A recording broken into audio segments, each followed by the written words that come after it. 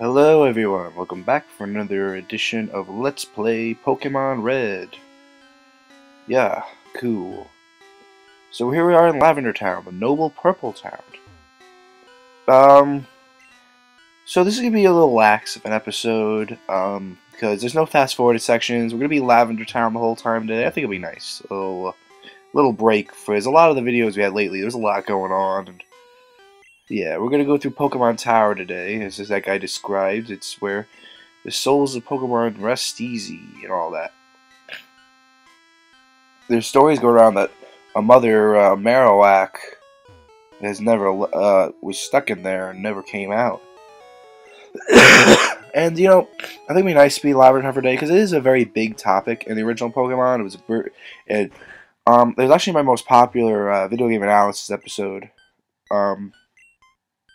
I guess you talk about Cubone's mother. Fun fact, Cubone's original name in English was going to be Orphan. And its Pokedex entry, yeah, in the Pokedex entry, it says that skull he wears is his mother's. It's kind of sad. But that's a part of the game. And these people talking about some old man who's at the top of Pokemon Tower and never returned. And I didn't mention before, but the first house I went to is the Name Raider. Basically, it's how you get to change your Pokemon's nickname if you don't like it, or sorry, or if you forgot to give them a nickname. Sorry, I have a bit of a cough today. So, I'm just looking through my team. I want to see how everything was organized. I'm going to use Greg the whole time. He's going to be coming handy a lot, because Ground's effective against Psychic types, and like I said before, ground types are very underrated. I really believe that. So maybe this part of the game, it shows a lot of reality. This 10-year-old boy coming in here and seeing that Pokemon die, and it's an interesting part of the game, you know? And it's something I've never seen addressed ever again, which is upsetting. Is that Jerk? Hey Red, what brings you here? Your Pokemon don't look dead. I'm sorry. I don't mean to cough this much. So here's our next rival battle. Now, remember back in the SSA when I told you to pay attention to Eradicate? The reason why is because he doesn't have it anymore. And so the theory goes about this place. Did Red kill Eradicate in the last one, or did Eradicate die in between this time and the last time? Something to think about.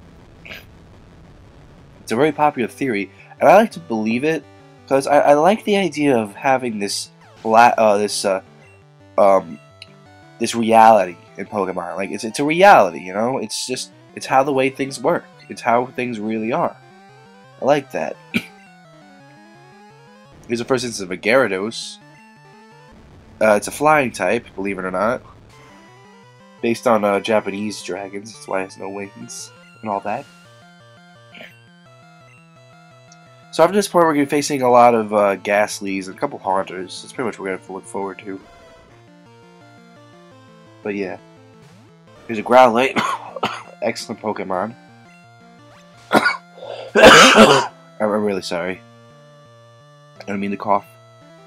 Growlithe's an excellent Pokemon. Very fast, very offensive. Got a pretty good defense too, along with it. As you can see, I mean, it survived a water gun. It's pretty good. Tom's at level 30. We're hitting 30 now. Here's a Kadabra, which I should have sent out Greg. I don't know why I didn't. Oh well, what are you gonna do, you know? But yeah, he no longer has his Raticate, and that's just something to notice. Since it's a Gyarados, he pretty much gets as a new Pokemon. A lot of people like when debunking this theory. A lot of people like to say that he's Jerk is selfish, and he believes that you just gotta get the most powerful Pokemon you can and make him as powerful as possible, which is true. I mean, the game tries to teach you that you should love your Pokemon, that you should be friends with them, but let's face it, it's a video game. You want their level to be like 100. You want the most offensive Pokemon. Today, in these days of Pokemon, you want the best natures. You do it. It's true, but the moral is there, and that's the idea they're trying to get across here. So it shows a lot about Jerk's character if he did replace the thing, the eradicate with the Gyarados. But I like the eradicate dead theory better. Because why else would Jerk be here at this moment? Smell you later. I hate that. Yeah. So yeah, just have a nice little lax adventure. Ghosts. Fact: ghosts are scary, as the title suggests. Alright, I'm just gonna show this. Oh, no, I don't think I'll show it yet. Yeah, go to battle with her first. These are what your channelers. They come, yeah, you know, the channelers. They just come here to do stuff. There's a Ghastly. This is our first instance of a ghost type Pokemon. Normally, at this point, I like to catch these. If I wanted an Abra, I'll catch these Ghastlies because they know the move Mean Look, which prevents you from escaping in a battle. So when I catch into an Abra, I just use Mean Look, and it's frozen, so I can catch it. But yeah, Greg's my star player here today. Gonna use him the whole time. Again, I'm saying this over and over. I apologize if I cough. I really can't help it. I'm sorry. Alright, here's the first wild encounter, and what is that? It is a ghost, and ghosts can't be ID'd. I skip it now for time constraints, but just know if you try to fight him, it'll say the Pokemon's too scared to fight. Okay, that's the only time I'm going to show it off. It happens again at the end, but on the way up the tower, it won't. So yeah, you know.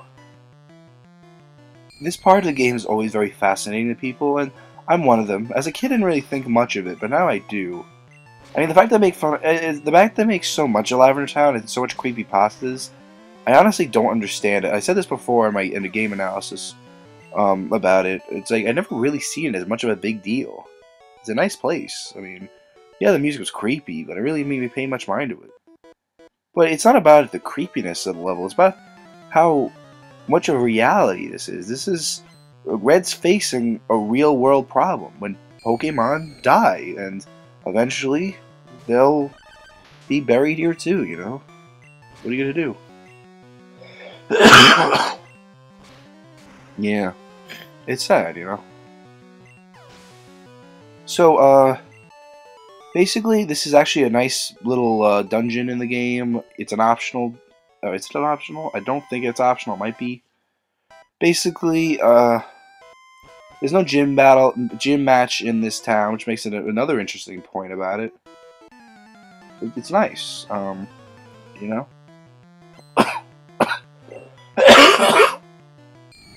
Yeah. Ghastly. We're gonna face a lot of Ghastlies, and Greg's gonna just pound them down, you know? He's gonna get a few level ups, and it's amazing how one of my latest...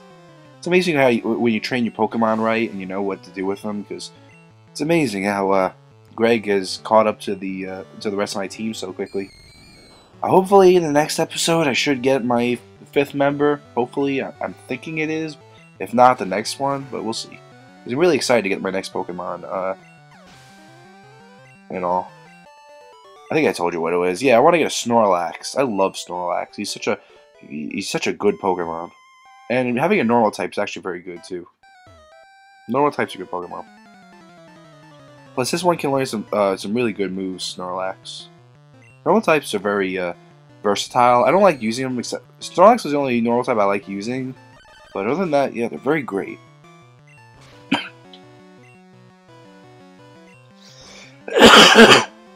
Sorry. I wish Greg knew another ground type though, because I only have 10 PP for Dig, and I would like a weaker ground type move that had like 30 PP or 25, even 20. For dungeons like this, comes in handy, you know. I'll tell you this: I don't know if I'll use Greg much for the Elite Four. I might. I think there is a Psychic type trainer. But yeah, you know. You know how it is. I haven't fought this Elite Four in a while, so I'm not gonna remember what they are exactly. And this is a Ghastly. There's a lot like this one, but this one is his. Without it, he is nothing. Without him, the Ghastly, the Channeler is nothing. You know. And yeah. This is another episode I was really hoping Tom would evolve in. I gotta look up what level War Turtle evolves in the Blastoise so I don't keep myself in suspense anymore. It's terrible. So we're in the second to last floor. It's not a complicated dungeon, just a bunch of channelers, you know. They want you to show that the ghosts are there, and you don't know what they are at the moment. People are talking about the Stealth Scope, which will help you see what they are for real. So it's definitely everyone definitely knows they're disguising themselves as something. We'll see. We don't know. If you want to know some cool theories about ghost types, like a Ghastly here, it's theorized. I like this theory that Ghastly is the ghost form of Cloyster. Now, Cloyster is a Pokemon with a shell around him, and his head's a black sphere, like Ghastly's here. And people like to say the smoke around him is supposed to be the way he represents. It's supposed to represent his missing shell. I think it's a cool word. By the way, this is what happens when you hit the wrong move by accident. So keep that in mind. Yeah, that's annoying. Another one is actually the final evolution of Ghastly. Gengar is saying that he is the ghost form of Clefairy, and it's because they have a very similar body shape. There's a lot of cool Pokemon theories I like, and we got to talk about a few today. I like that. There will be one to talk about in a bonus episode. I don't know if there's any more I'll ever address, but most likely there will be. There's a lot of Pokemon theories. People love Pokemon. There's a purified zone this channel made. It pretty much is an instant Pokemon Center, which I wish they had a lot more of.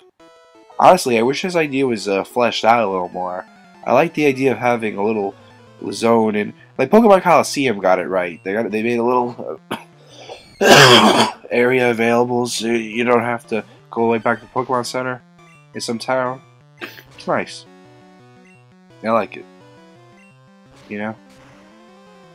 And we're back to our normal routine. It was perfect timing to reach that purified zone because it gave me time to heal up Greg because he's my star player here today. The only annoying thing about this part of the game is that's unavoidable. I think they fixed that in Fire Red and Leaf Green, but I'm not sure. I think you can go around the purified zone in the remakes. I'm not 100% sure on that, so don't quote me on that. Give me your soul. Oh, that's scary. Like ghosts, they're scary.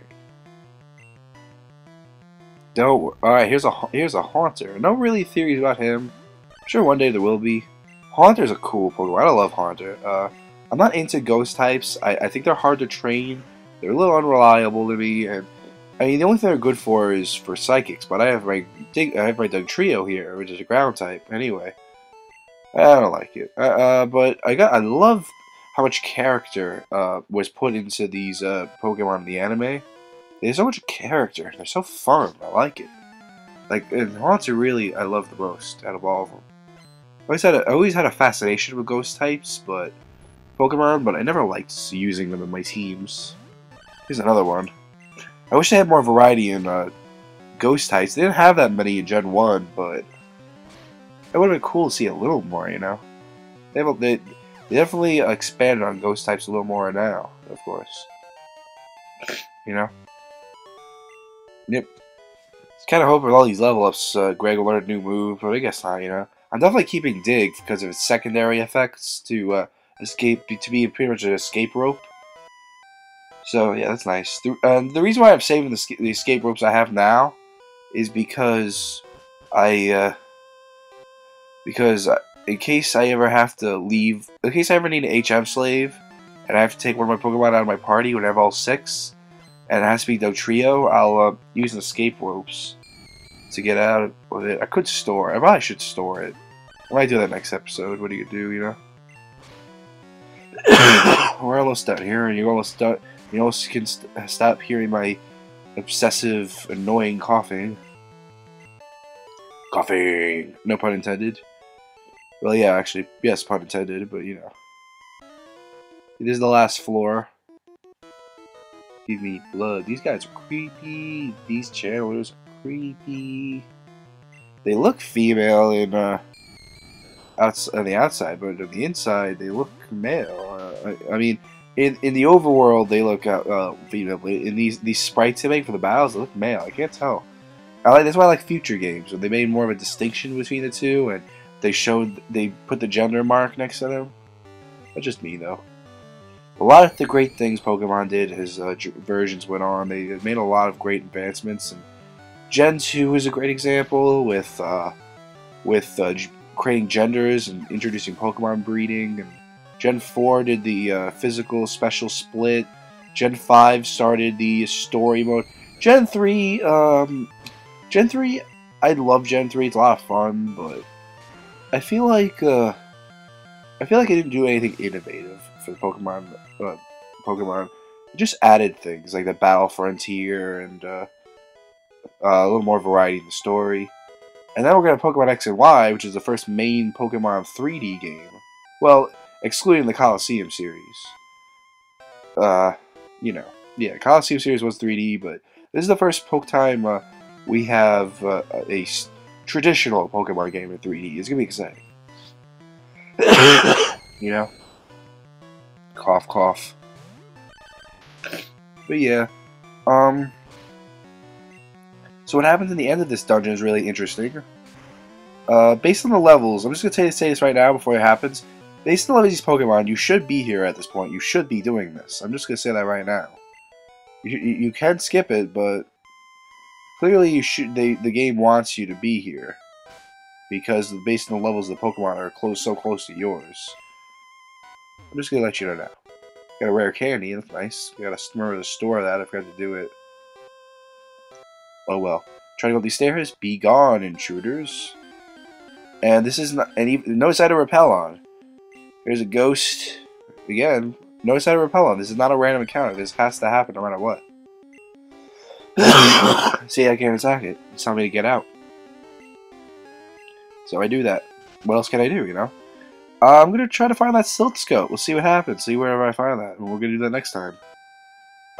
In retrospect, I should have used Dig. I don't know why I bothered walking all the way down here, but it gives me more time with you guys. I like that. Get to talk some more. I make a dumb here. I'm like, oh yeah, I can just go around. Oh no, she's blocking it.